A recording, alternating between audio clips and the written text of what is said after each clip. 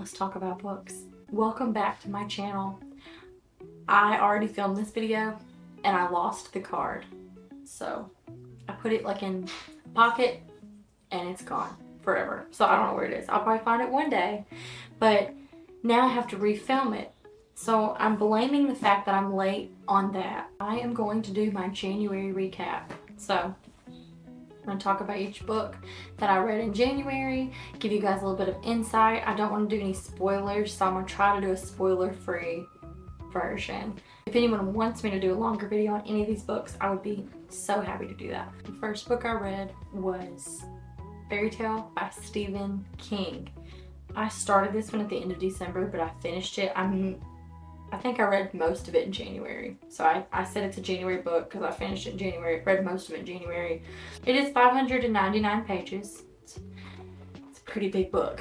I want to say this is the biggest book I've ever read. I really liked that every chapter has like cool illustrations. So like you'll see like, I don't want to show you guys one that's a spoiler.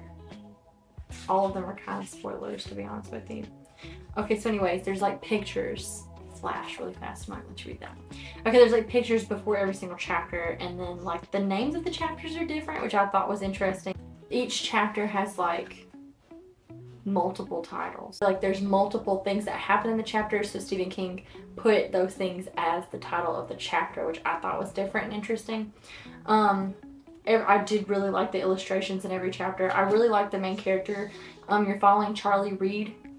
He is a 17-year-old boy who, real sporty, he meets this man, older man. They become really good friends, and he helps the older man.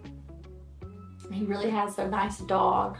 He used to meet this dog named Radar that he really loved. I would have given it 5 stars. There were just a couple things I didn't like a lot about it. Like, for instance, there's this one character and it feels like there's a romance like kind of being set up, but not. Like there's definitely a love interest and that Charlie is interested in. And you see Charlie really likes this girl, but then we don't know much about the girl, and all we really see, there's not much we see from the girl except that she has kind of an attitude, and I don't know. There's just some things I'm like, I wish her character was written a little bit better. Not that it was written poorly, it's just we didn't get to see what Charlie saw, I guess. I don't know. Either he was seeing things we weren't seeing, or he's delusional. I don't know, because I didn't really like her character that much. It was okay.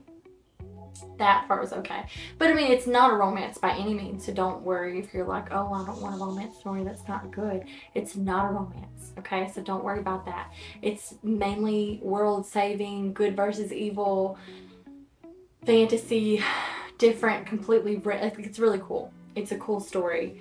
I wish it ended differently, just because I feel like they could have set it up for a second book, but that's just me. So I gave it like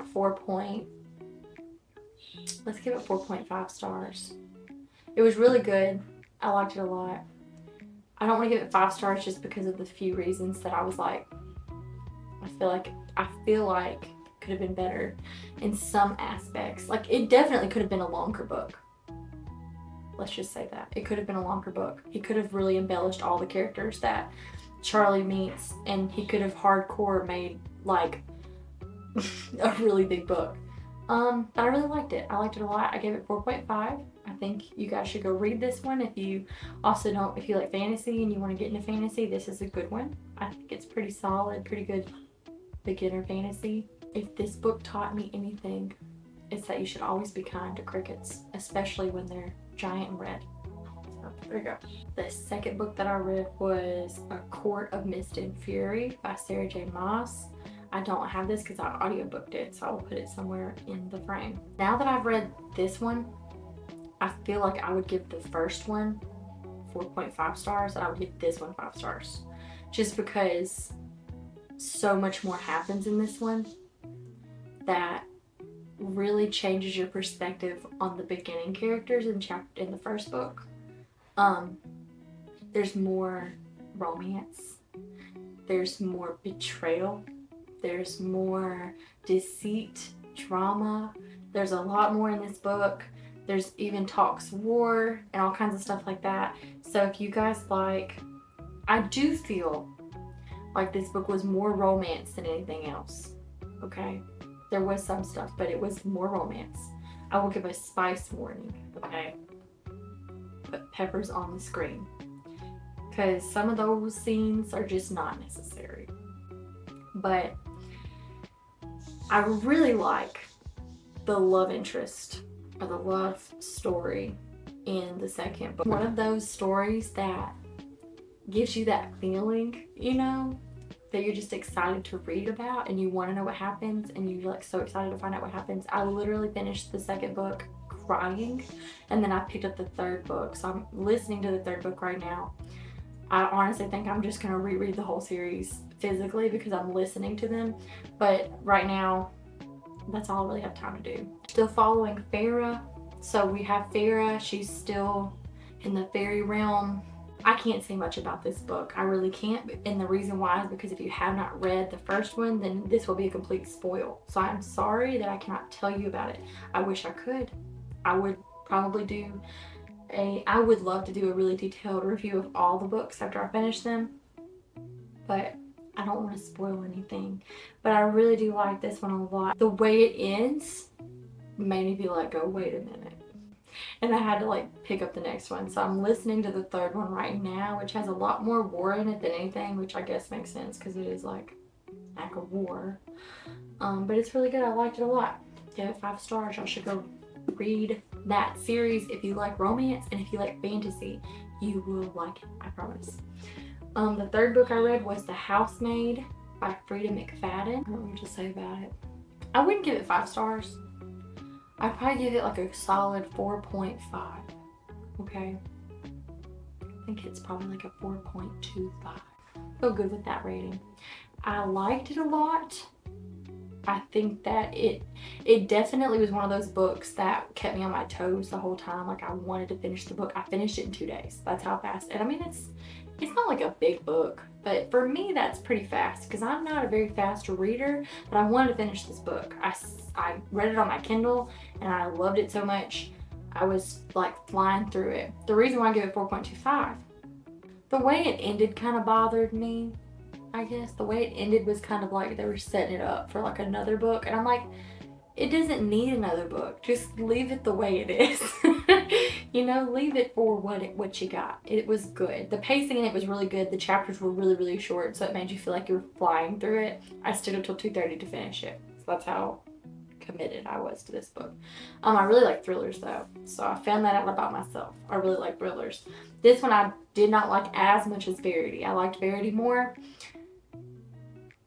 This one does have a twist, but it's not like a huge twist.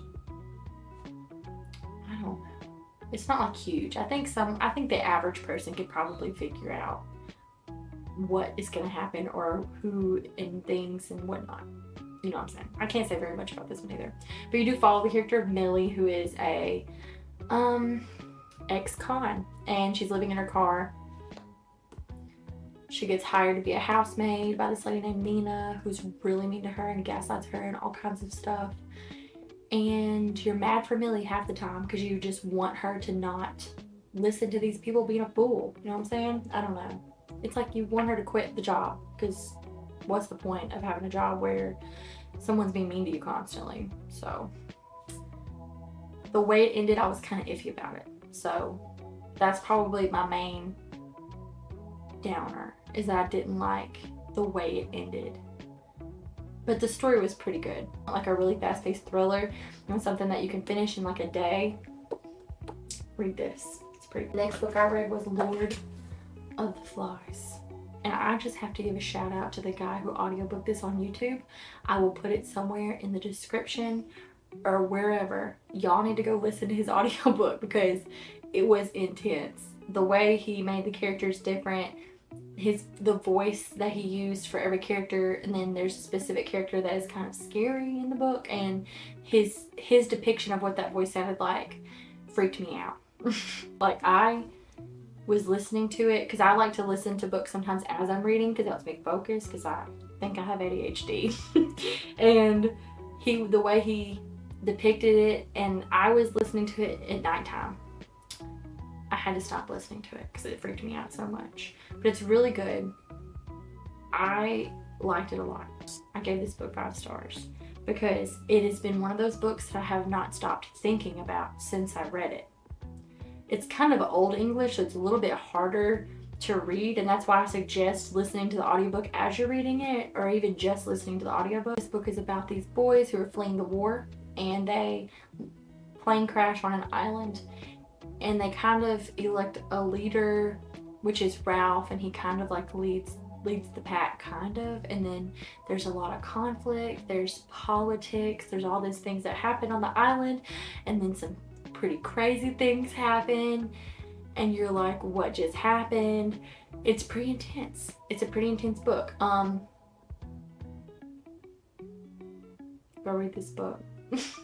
I thought it was gonna be just about some kids on an island, you know, and then they were getting rescued or whatever. But no, it had a really big something else happen that y'all should go check out.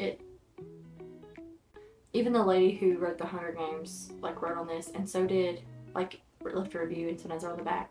The lady who wrote the Hunger Games, Suzanne Collins, she said, Lord of the Flies is one of my favorite books. I still read it every couple of years. Stephen King actually wrote on the back, I finished the last half of Lord of the Flies in a single afternoon. My eyes wide, my heart pounding, not thinking, just inhaling. My rule of thumb as a writer and a reader, largely formed by Lord of the Flies, is feel it first, think about it later. So, 2 reviews. That summed it all up. Go read that book. 5 stars. It's pretty intense. The next book I read was The Time Machine by H.G. Wells. I read this book in 6th grade, so I really thought I was going to like it because I remember liking it back then, but that might just be because I didn't read books. And I didn't like it. I really hated this book. I give it 2 stars. Maybe all the classic people are going to come for me. I don't know. I'm sorry. I didn't like the book. It was not good. I felt like it was boring. It's about this scientist, okay? And he invents this machine, the time machine, and he goes forward to the year like 800, 2000 or something crazy. Like I think it's 800, 2000. And the time machine gets like stolen, and he has to find it. The whole book is like his narration of what happened to him in this other world, in this other place. So there was a love character in it that I really felt bad for, and I was like, something happens to her, guys. I'm not going to tell you what happens to her, but it just made me so upset for her because she is just an innocent bystander. You know what I'm saying? She didn't know, okay? She didn't know what she was getting herself into. She thought she found the love of her life. I don't know, but I didn't like it. I did not like this book.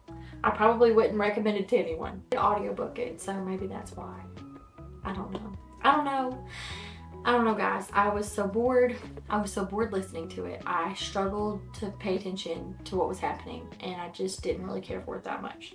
The next book I read was Looking for Alaska by John Green. This book is about a kid named Miles who goes to like a boarding school type thing, but he's in high school, so it's not college. The whole time I thought it was college, and so it's not. It's high school. He goes to this other high school that his dad went to, and he meets some people. He meets this guy named the Colonel, which I don't remember his real name now because he said it like the beginning, call me the Colonel. That's what they call me, so I don't remember his name. He meets some other characters at this school, one named the Colonel, one named Alaska, because I thought the book was going to be about actual Alaska, but no, it's about a girl named Alaska.